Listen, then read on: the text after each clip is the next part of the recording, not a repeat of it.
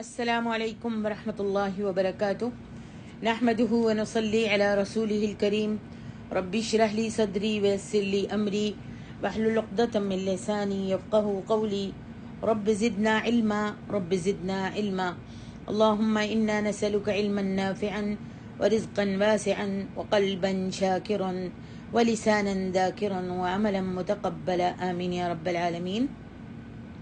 تفسیر سورۃ یوسف آیت نمبر 23 سے 29 تک۔ اعوذ باللہ من الشیطان الرجیم۔ وراودته التي هو في بيتها عن نفسه وغلقت الأبواب وقالت هيت لك قال معاذ الله إنه ربي أحسن مثواي إنه لا يفلح الظالمون ولقد همت به وهم بها لولا أن رأى برهان ربه كذلك لنصرف عنه السوء والفحشاء إنه من عبادنا المخلصين واستبق الباب وقدت قميصه قد من دبر وألف يا سيدها لدى الباب قالت ما جزاء من أراد بأهلك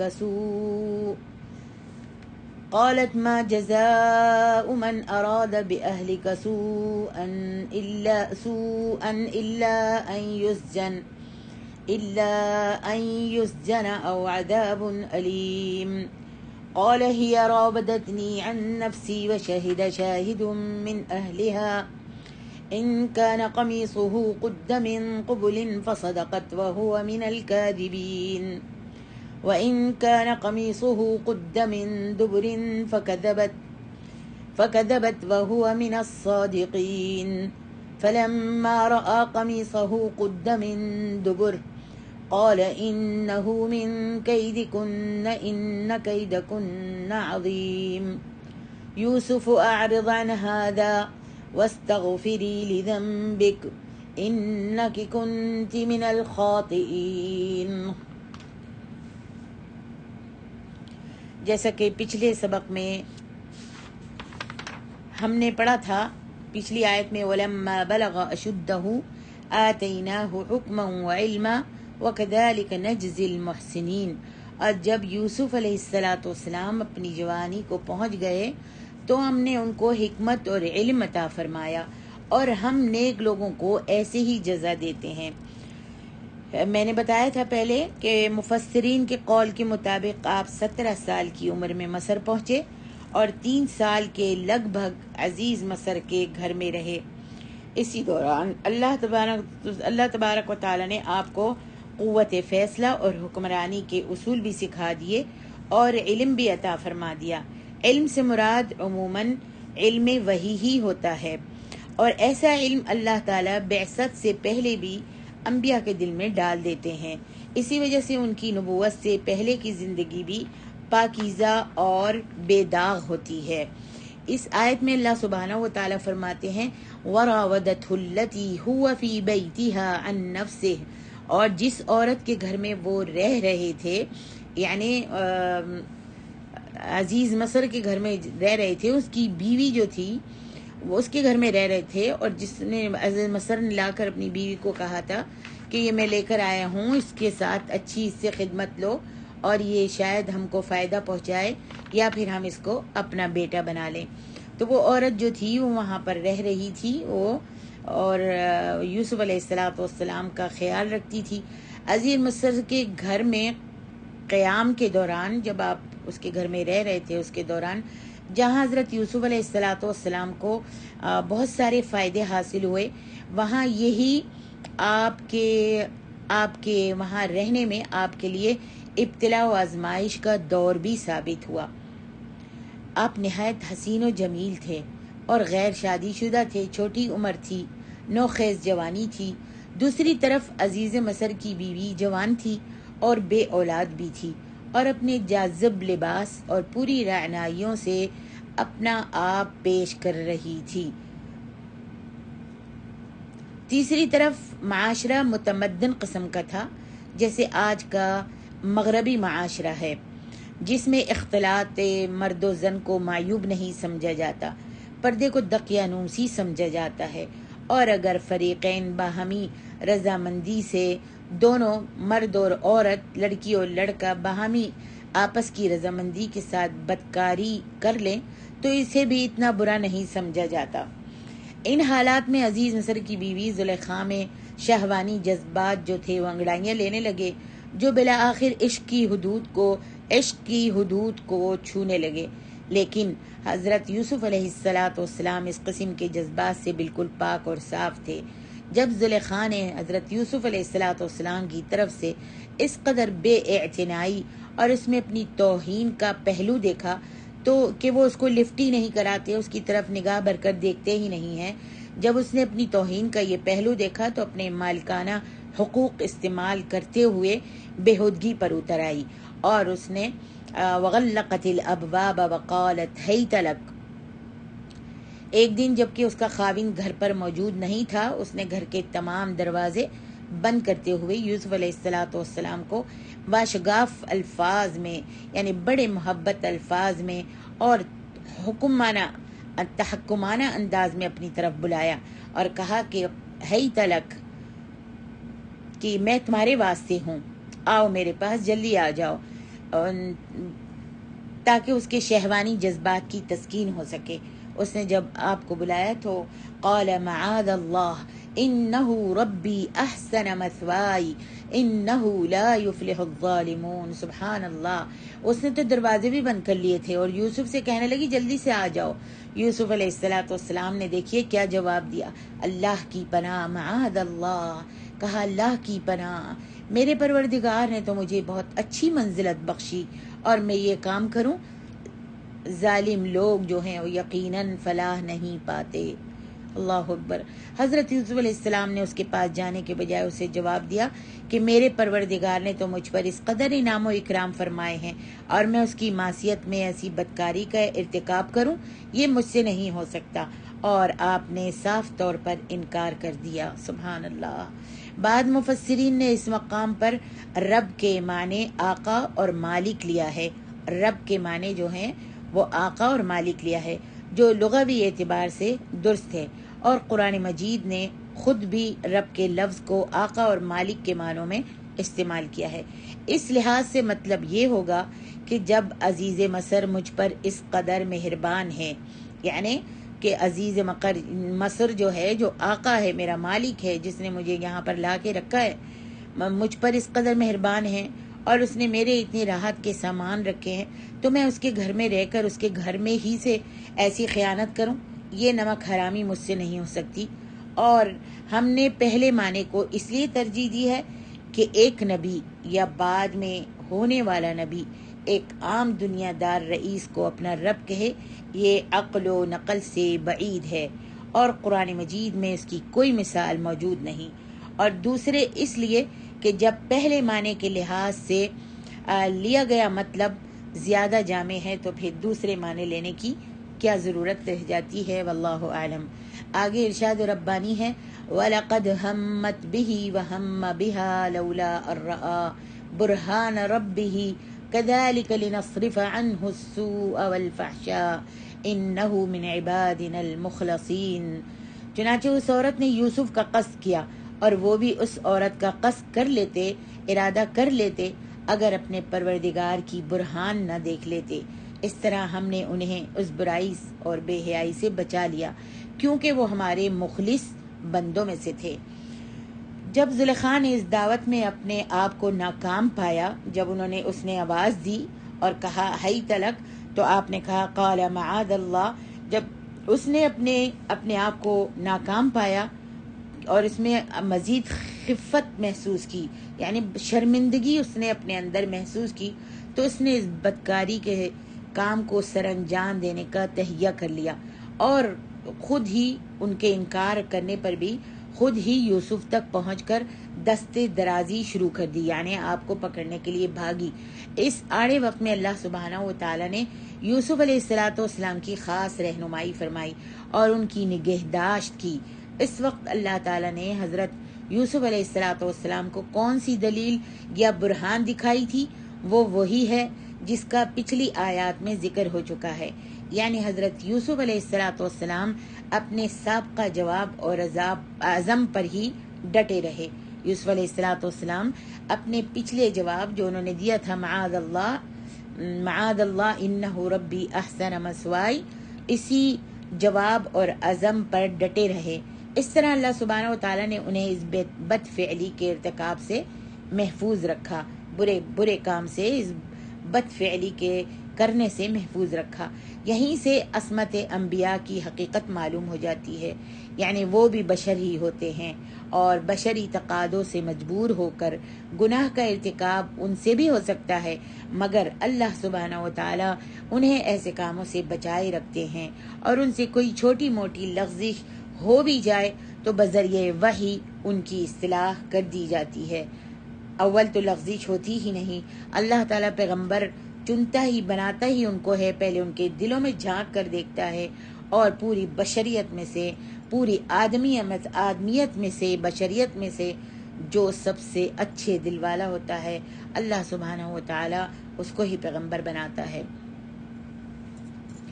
آگے ارشاد ربانی ہے وَاسْتَبَقَ الْبَابَ وَقَدَّتْ قَمِيصَهُ قُدَّ مِن دُبُرٍ وَأَلْفَ يَا سَيِّدَهَا لَدَى الْبَابِ اللہ اکبر۔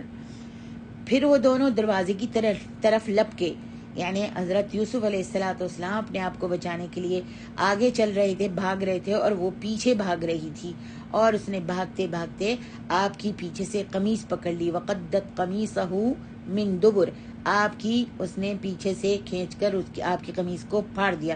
جب اس نے کھینچا قمیص کو، یوسف علیہ السلام تو ہاتھ نہ آئے، لیکن آپ کی قمیص کو اس نے پکڑ کر کھینچا اور وہ پھٹ گئی۔ تو جیسے ہی وہ قمیص پھٹتی ہے اور آپ آگے بھاگتے ہیں، تو جب دروازے کی طرف پہنچتے ہیں وَأَلْفَ يَا سَيِّدَهَا لَدَى الْبَابِ اللہ اکبر، دروازہ کھلا تو انہوں نے عورت کے خاوند کو دروازے کے پاس کھڑا ہوا پایا۔ جب زلیخا نے چھیڑ چھاڑ کے ذریعے حضرت یوسف کے جذبات کو ابھارنا چاہا تو آپ دروازے کی طرف بڑھے تاکہ دروازہ کھول کر باہر نکل جائیں، اور زلیخا جو تھی وہ ان کے پیچھے دوڑی اور آپ کو پیچھے سے اپنے پاس کھینچنا چاہا۔ اس کشمکش میں زلیخا نے پیچھے سے یوسف علیہ السلام کی قمیض کو پکڑ کر کھینچا تو قمیض جو تھی پیچھے سے پھٹ گئی۔ تاہم یوسف علیہ السلام دروازہ کھولنے میں ناکام ہو گئے، اور جب دروازہ کھلا تو دفتن عزیز مصر دروازے پر کھڑا موجود تھا، یعنی اس کا شوہر، جس نے بشم اپنی آنکھوں سے دیکھ لیا کہ دونوں ایک بند کمرے سے باہر آ رہے ہیں۔ آگے یوسف ہیں اور پیچھے زلیخا ہے، اور یہ کچھ بدکاری کے امکان کے لیے کافی ثبوت تھا، یا کم از کم ایسا شبہ ضرور پڑ سکتا تھا۔ فوراً ہی اس نے جب دیکھا تو اللہ سبحانہ و تعالیٰ فرماتے ہیں قالت ما جزاء من اراد بأہلک سوءا الا ان یسجن او عذاب علیم۔ تب وہ اسے کہنے لگی اپنے شوہر کو، جو شخص تیری بیوی سے برا ارادہ رکھتا ہو اس کا بدلہ اس کے سوا کیا ہو سکتا ہے کہ یا تو اسے قید کر دے اور یا اسے دردناک سزا دے۔ جب زلیخا نے اپنے خاوند کو دروازے پر کھڑے ہوئے دیکھا تو یکلخت اسے ایک ترکیب سوجھی، اور اس نے اس کارروائی کا تمام تر الزام جو تھا حضرت یوسف کے سر تھوپ دیا، حضرت یوسف علیہ السلام کے سر تھوپ دیا۔ پھر صرف اسی پر اکتفا نہیں کیا بلکہ یہ کہہ کر آپ کو سزا دلوانے کی بھی کوشش کی کہ اسی نے، یعنی یوسف نے ہی مجھ سے برائی کا ارادہ کیا تھا۔ اس طرح کے مکر سے اس نے ایک تیر سے دو شکار کیے، ایک تو اپنے آپ کو پاک دامن ثابت کرنے کی کوشش کی حالانکہ وہ خود ہی برائی کی اصل جڑ تھی، اور دوسرے جو حضرت یوسف علیہ السلام نے اس کی خواہش کو ٹھکرا دیا تھا، اس نے اسے اپنی توہین سمجھا تھا، اس کے بدلے آپ کو اپنے خاوند سے سزا دلوانا چاہی، اور اپنے جرم پر پردہ ڈالنے اور اپنے آپ کو بے قصور ثابت کرنے کے لیے یوسف علیہ السلام کے لیے شدید سزا یا قید کا مطالبہ کر دیا اپنے شوہر سے۔ آگے ارشاد ربانی ہے وَشَهِدَ شَاهِدٌ مِّنْ أَهْلِهَا إِنْ كَانَ قَمِيصُهُ قُدَّ مِنْ قُبُلٍ فَصَدَقَتْ وَهُوَ مِنَ الْكَاذِبِينَ وَإِنْ كَانَ قَمِيصُهُ قُدَّ مِنْ دُبُرٍ فَكَذَبَتْ وہو من الصادقین۔ اس زلیخا کے خاندان میں سے ایک گواہ نے قرائن کی بنا پر شہادت دیتے ہوئے کہا اگر یوسف کی قمیص آگے سے پھٹی تو عورت سچی اور یوسف جھوٹا ہے، اور اگر اس کی قمیص پیچھے سے پھٹی ہے تو عورت جھوٹی ہے اور یوسف جو ہے وہ سچا ہے۔ لیکن حضرت یوسف علیہ السلام کا بیان جو تھا زلیخا کے بالکل الٹ اور مبنی بر حقیقت تھا۔ اب سوال یہ تھا کہ کیسے معلوم ہو کہ ان دونوں میں سچا کون ہے اور جھوٹا کون ہے؟ اس نے تو یہ کہا بیوی نے اس کی کہ جو تیری بیوی کے ساتھ برا ارادہ کر رہا ہے اس کو تو کیا سزا دے گا؟ وہی سزا دے گا کہ تو اس کو یا تو سخت عذاب دے گا، سزا دے گا، یا اس کو جیل میں ڈال دے گا۔ اور پھر یوسف علیہ السلام نے بھی یہ جواب دیا تھا کیا ہی راودتنی عن نفسی، یہی میرے پیچھے آئی تھی اور یہی میرے پیچھے لگی ہوئی تھی۔ تو اب سوال یہ پیدا ہوتا ہے کہ کیسے معلوم ہو کہ ان دونوں میں سچا کون ہے اور جھوٹا کون؟ جب یہ بات گھر والوں میں پھیل گئی تو عزیز مصر کے خاندان سے ہی ایک آدمی کہنے لگا ذرا یوسف کی قمیص کو تو دیکھو، اگر وہ پیچھے سے پھٹی ہے تو اس کا مطلب یہ ہوگا کہ یوسف آگے بھاگ رہا تھا اور زلیخا نے اسے پیچھے سے کھینچا ہے اور اس کھینچا تانی میں قمیص پھٹ گئی۔ اس صورت میں زلیخا جھوٹی ہوگی اور یوسف جو ہے وہ سچا ہوگا، اور اگر قمیص آگے سے پھٹی ہے تو اس کا مطلب یہ ہوگا کہ یوسف علیہ السلام تقاضا کر رہے تھے اور زلیخا جو ہے اپنی مدافعت کر رہی تھی، پیچھے بھاگ رہی تھی۔ اس کھینچا تانی میں یوسف علیہ السلام کی قمیض آگے سے پھٹ گئی۔ اس صورت میں یوسف جھوٹا ہے اور زلیخا سچی ہے۔ یہ بات سب کو معقول معلوم ہوئی۔ اس آیت میں شہد شاہد من اہلہا کے الفاظ آتے ہیں، یعنی زلیخا کے گھر والوں میں سے ایک گواہ نے گواہی دی، حالانکہ موقع پر وہاں کوئی بھی موجود نہیں تھا، کوئی گواہ موجود نہیں تھا۔ بعض مفسرین نے لکھا ہے کہ یہ شہادت ایک شیر خوار بچے نے دی تھی، مگر اس روایت کی سند درست نہیں ہے، واللہ عالم۔ دوسرے یہ کہ اگر یہ روایت صحیح تسلیم کی جائے تو یہ معجزے کی صورت ہوگی، اور معجزے کی صورت میں عقلی دلیل دینے کی کوئی ضرورت نہیں تھی۔ تیسرے یہ کہ جس صحیح روایت میں 3 شیر خوار بچوں کے بولنے کا ذکر ہے وہاں اس بچے کا ذکر مفقود ہے، لہذا یہ روایت ہر لحاظ سے ناقابل اعتماد ہے۔ اور یہ تفسیر میں آپ کو بیان کر رہی ہوں عبد الرحمن کیلانی صاحب کی تیسیر القرآن سے۔ پھر لکھتے ہیں اصل بات یہ ہے کہ یہ قرینے کی شہادت تھی۔ زلیخا کے جسم یا اس کے کپڑوں پر کوئی ایسی علامت موجود نہیں تھی جس سے زنا بالجبر کا قیاس کیا جا سکتا ہے۔ لے دے کے ایک یہ کہ یوسف کی قمیض ہی تھی جو پھٹ گئی تھی جس سے یہ قیاس کیا گیا، ایسی قرینہ یا موقع کی شہادت شرعاً معتبر ہے، اور ہر عقل مند آدمی ایسے قرینے کی شہادتوں سے نتیجہ نکال سکتا ہے۔ اور ہمارے ہاں یعنی ہمارے معاشرے میں بھی کسی حادثے کے موقع پر تفتیشی افسر جو ہیں جو دیکھتے ہیں، موقع پر جو دیکھتے ہیں اسی پر مرتب کرتے ہیں، جو قرینے کی شہادت کا کام دیتے ہیں۔